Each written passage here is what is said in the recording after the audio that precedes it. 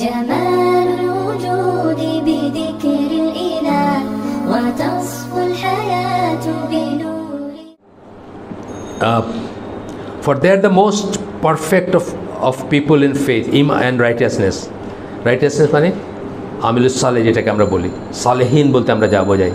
তো তারা হচ্ছে সবচেয়ে পারফেক্ট ইমানে এবং রাইটিয়াসনেসে, সৎকর্মে সবচেয়ে পারফেক্ট। অবিডিয়েন্স অ্যান্ড জিহাদ, অবিডিয়েন্সে আনুগত্যে, রসুলের আনুগত্য, আল্লাহর আনুগত্য এবং জিহাদে তাদের এই মার্কে কেউ পৌঁছাতে পারবে না। কিন্তু আল্লাহ রসুলই বলতেছেন best is my generation, then is next. ওই হাদিসটা বলতেছেন না যে বেস্ট হলো আমার জেনারেশন, তারপরটা, তাহলে তাদের মার্কে কেউ পৌঁছাতে পারবে না। আচ্ছা, এখন হচ্ছে যে আরও একটা কথা আছে এখানে, Allah chose them to be the companions of his prophet. Allah তাদেরকে সমস্ত মানব কুলের ভিতর থেকে বেছে নিছেন তার নবী হওয়ার জন্য। এক সময় অনেক বছর আগে আমার ছেলের সাথে দিন নিয়ে কথাবার্তা হইতেছিল, তখন আমি বলতেছিলাম যে ইস, রাসূল সাল্লাল্লাহু আলাইহি ওয়াসাল্লামের সময় যদি জন্মাইতাম অনেক বেশি কাজ করতে পারতাম। তো আমার ছেলে বলতেছে যে আব্বা, আমরা পারতাম না দেখে আল্লাহ আমাদেরকে এখন জন্ম দিয়েছেন, তখন জন্ম দেন নাই। তারপর একটা ঘটনা বলতেছিল, ঘটনাটা হচ্ছে কি, যে কেউ যখন অবরোধ করলো তাদেরকে 2 বছর বা এরকম 2 বছর বেশি, কেউ এটা আছে কতদিন সেটা এক্স্যাক্টলি একটা খেলাফ আছে। তো তখন কী করলো, গাছের পাতা খাইতেছেন, ঘাস খাইতেছেন, এরকম কেউ কিছু আয়না দিলে খাইতেছেন, এরকমই তো ব্যাপারটা। তো এক সাহাবী অন্ধকারে পেশাব করতে বসছেন। তো পেশাবটা পড়লে বোঝা যায় না কোথায় পড়তেছে, পাথরে পড়লে এক ধরনের আওয়াজ, টিনের উপরে পড়লে এক ধরনের আওয়াজ। তো ওনার কাছে আওয়াজটা একটু অন্যরকম মনে হচ্ছে। তো উনি ইনভেস্টিগেট করে দেখলেন এটা হাফ ট্যান্ড, মানে ট্যান্ড পুরা ট্যান্ড না, মানে শুকনা করা না, হাফ প্রসেস চামড়া বা প্রসেস না, এরকম একটা চামড়া, মানে চামড়াটা এখনও নরম টুকরা, চামড়ার টুকরা, পশুর চামড়ার টুকরা আর কি। তো উনি ওইটা ওখান থেকে উঠায় নিয়েছেন, উঠায় নিয়ে ওটা ধুইছেন, ধুয়ে ওটাকে সিদ্ধ করছেন, সিদ্ধ করে ওটার পানি খাইছেন।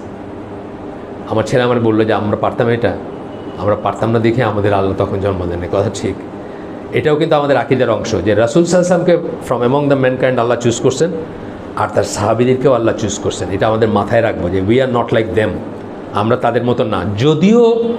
যদিও কোনো একটা সময় আসবে যখন দিন পালন করা অত্যন্ত কঠিন হবে, এবং সেই সময় যারা সুদৃঢ়ভাবে দিনের উপর থাকবে তাদের একজনের সওয়াব, যেটাকে আমরা বলি বা আজর বলি, সেটা 50 জনের সমান হবে। এই কথা যখন আল্লাহ রসুল বলছেন, তখন সাহাবীরা জিজ্ঞেস করছেন কাদের 50 জন, আমাদের 50 জন না ওদের 50 জন? বলছে যে তোমাদের 50 জন। এইটাও ঠিক, কিন্তু তারা হচ্ছেন কি জেনারেশন ওয়াইজ না, তারা এক্সেপশন। কিন্তু জেনারেশন ওয়াইজে যে আমরা যা আছি, আমরা তাদের মতো হইতে পারতাম না, এই কথাটা ঠিক না। মানে আমাদের ওখানে জন্ম দিলে আমরা তাদের মতো হইতাম তা না। আমরা আজকাল তারাবির নামাজ পড়ি জুন জুলাই মাসে, প্রত্যেকের সাথে একটা আলাদা বোতল থাকে না, আবার ঠান্ডা বোতল, এসির ভিতরে পড়ে আবার একটা ঠান্ডা বোতল। আপনি চিন্তা করেন যে মসজিদ, মানে সৌদি আরব যারা গেছেন তারা জানেন, 50 ডিগ্রি সেলসিয়াস, মাথার উপরে খেজুরের লেগে যেতেছে, খেজুরের পাতা দিয়ে যেটা করা, সেজদা দিলে নাকে মাথায় মাটি লাগতেছে। শুনছেন নাকি যে মশক নিয়ে ঘুরতেছেন? কখনো মশক নিয়ে খালি পানি খাইতেছেন, এটা শুনছেন? বর্ণনায় আসছে কোথাও যে আমার মশক থেকে ও পানি খেলো, ওর মশক থেকে আমি খেলাম না? তা আমরা তো এইখানে আমাদের জিব্বা বেড়ে যায়। আমরা নর্মাল মসজিদে নামাজ পড়তে, আমি ডিওএইচএসের মসজিদে যাইতাম একসময়, কেউ ঠান্ডায় মানে কাঁপবেন ওইখানে আর কি, ডিওএইচএস মানে ওই যে মহাখালী, ঠান্ডায় কাঁপবেন এই ধরনের এসি, কত ইউনিট এসি আল্লাহ জানে, আমি জানি না। সেখানে দেখবেন প্রত্যেকের সামনে একটা করে বোতল আছে, আবার বোতল একাধিকবার খাইতেছেন, একবারও না। তা আমাদের এন্ডুরেন্স কি? আমাদের এন্ডুরেন্স জিরো অলমোস্ট। আমরা কিসের জিহাদ করতাম? যে জিহাদ, ওনাদের জিহাদগুলো কী ছিল? 50-50 চান্স, আইদার ও মরবে নাহলে আমি মরবো, এরকম চান্স না। আমাদের কি, আমাদের ঝোপঝাড়ের ভিতর থেকে এখন লুকায় টুকে একটা ঠুস করে মারলাম, মায়েরাবাদ। আমাদের এক দিনী ভাই আছেন, তার বাবা ওই মুক্তিযোদ্ধা ছিলেন, ওই কোটাতে এক্সট্রা সার্ভিস করছেন বা করছেন। তো উনি জিজ্ঞেসেন, আব্বা তুমি যে মুক্তিযোদ্ধা ছিল, তুমি কি কোনোদিন খান সেনারে গুলি করছো? বলেন না, কিসের, একটা জব নোটসে ম্যাগাজিন খালি করে দিছি, খান সেনার গায়ে কোনো গুলিটুলি লাগে নাই। আমরা এরকমই, ঠিকই আছে। আমরা আল্লাহ আমাদের মতো মানুষের ডিসক্রিপশন দিয়েছেন, এসে ওই যে সূরা হাশরের ধরেন 13-14 নম্বর আয়াত ওইদিকে দিয়েছেন যে তারা তোমাদের সাথে কখনো সামনাসামনি যুদ্ধ করবে না, ওই দুর্গের ভিতর থেকে করবে, আর নাইলে কোনো ওয়ালের আড়াল থেকে করবে। তা আমরা হইলাম ওই শ্রেণীর আহলে কিতাবদের কথা আর মুনাফিকদের কথা বলতেছেন আল্লাহ, আমরা হলাম ওই শ্রেণীর মানুষ আর। কিন্তু তাদের কি ছিল? 50-50 কিন্তু, জান, আইদের ও মারবে না আমি মরব, মানে যার সাথে যুদ্ধ করতেছে। এই জন্য যখন ওই সিফিনের যুদ্ধের আগে পরে মুয়াবিয়া রাদিয়াল্লাহু আনহুকে বলছেন, আমর বিন আল-আস ওই সাইডে ছিলেন, মানে মুয়াবিয়ার সাইডে ছিলেন, রাদিয়াল্লাহু আনহুর সাইডে ছিলেন।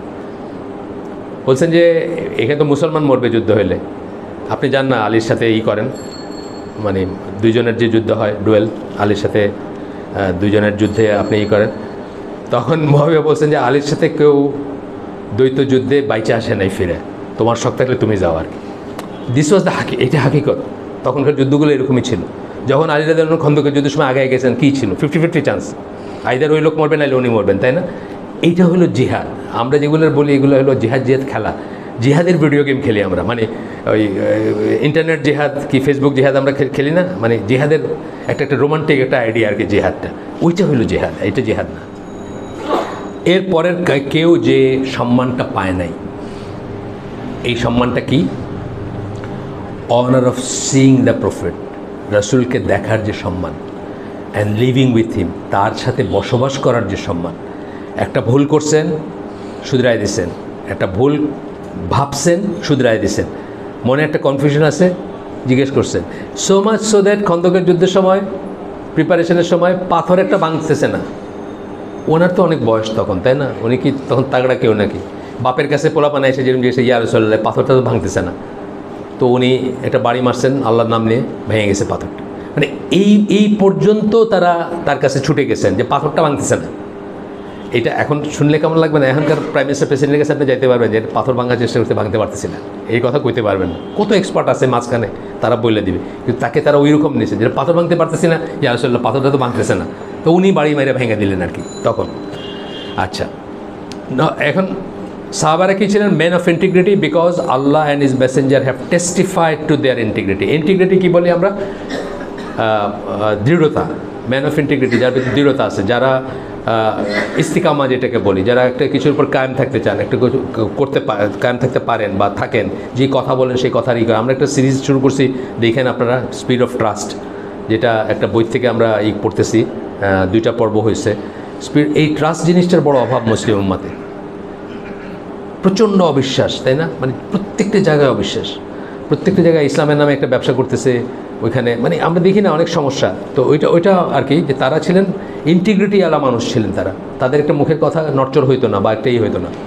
আচ্ছা, আল্লাহ সেটাকে টেস্টিফাই করছেন এইখানে সূরা তওবার 100 নম্বর আয়াত, যেটা আমি আগে বলে ফেলছি, এটাকে কোট করতেছেন, আমরা একটু শুনি। And the foremost to embrace Islam of the মুহাজিরুনদের ভিতর যারা প্রথম, মানে আগে ইসলাম গ্রহণ করছেন, অর্থাৎ যারা হিজরত করছেন এবং করছেন, অ্যান্ড আনসার, এবং আনসারদের ভিতর যারা, and those who followed them exactly in faith, মানে যারা তাকে অনুসরণ করছেন ইমানে, মানে একদম তাদের অনুসারী ছিলেন বা ঠিক তাদের মতো করে চলছেন। Allah is well please with them, Allah তাদের উপর রাজি এবং তারাও আল্লাহর উপর রাজি। এখানে কিন্তু কথাটা অনেক বড় একটা কথা। আপনি আল্লাহর উপর রাজি হচ্ছে মানে আল্লাহ আপনার উপর রাজি হচ্ছে হাফ অফ দ্য স্টোরি। আপনারও আল্লাহর উপর রাজি থাকা উচিত বা রাজি হওয়ার কথা। এইখানে কিন্তু আমরা হেরে যাই না? আপনি যখন আজকে তো আমি যখন বড় হচ্ছি ঢাকা শহরে, ক্লাস 5 পর্যন্ত আমার বাসায় ইলেকট্রিসিটি ছিল না, হারিকেনের আলোয় পড়তাম আমরা। তারপরে কী হলো? ইলেকট্রিসিটি, ফ্যান, লোডশেডিং আছে। এখন তো অলমোস্ট জিরো লোডশেডিং, না জিরো না অলমোস্ট। তারপরে মানুষ কিন্তু বলবে এই দেশে মানুষ থাকে, মানে কোনো শুকর নাই, কিন্তু শুকর নাই। আল্লাহর উপর রাজি হওয়াটা কিন্তু খুব সহজ জিনিস না। আমরা বলে ফেললাম যে আল্লাহ তাদের উপর রাজি, তারাও আল্লাহর উপর রাজি। আমার মধ্যে আমরা সবাই তো আল্লাহর উপর রাজি না, আল্লাহর উপর আমরা রাজি না। যখনই আপনি বলতেছেন এই দেশে মানুষ থাকে, এই মোবাইল নেটওয়ার্কটা চলে গেল, আমার ফেসবুক চালাতে পারতেছি না, ওই যে মাঝখানে বন্ধ হয়েছিল, আপনি কিন্তু প্রকারান্তরে একটা জিনিস হচ্ছে যে আচ্ছা মেকানিক্যাল ফেলিওর, আপনি কাউকে জব দিয়ে করতে বলতেছেন, কেন এটা ফেল করছে, কেন এটা ভাঙছে, কেন, এটা ঠিক আছে। কিন্তু যখন আপনি আপনার এইখানে বসবাসটাকে, এইখানের সময়টাকে কোয়েশ্চেন করতেছেন যে এই দেশে মানুষ থাকে, এটা কি একটা দেশ হইলো? আপনি কি করতেছেন? আল্লাহ আপনাকে যে এই দেশে জন্ম দিয়েছেন, এই দেশের মানুষ করে জন্ম দিয়েছেন, আপনি কিন্তু এটা কোয়েশ্চেন করলেন, আসলে আপনি আল্লাহর উপর রাজি না। আল্লাহ তার ডিভাইন উইজডমে বুঝাই তো আপনাকে বাংলাদেশে জন্ম দিয়েছেন না? আপনার কি কোনো নিয়ন্ত্রণ ছিল যে আপনি বাংলাদেশে জন্মাবেন না জার্মানিতে জন্মাবেন? নিয়ন্ত্রণ ছিল না কোনো। কিন্তু আপনি কিন্তু এটাকে কোয়েশ্চেন করে ফেললেন, না বুঝেই কোয়েশ্চেন করে ফেললেন যে এই দেশে মানুষ থাকে, এই গরম, সময়কে আমরা গালি দিই, গরমকে, সিজনকে গালি দিই।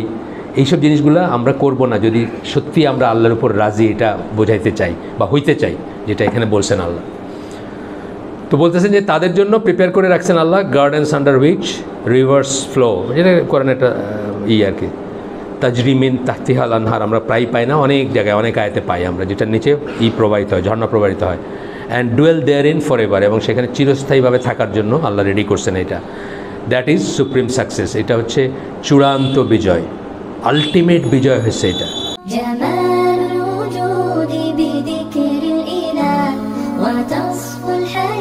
بنور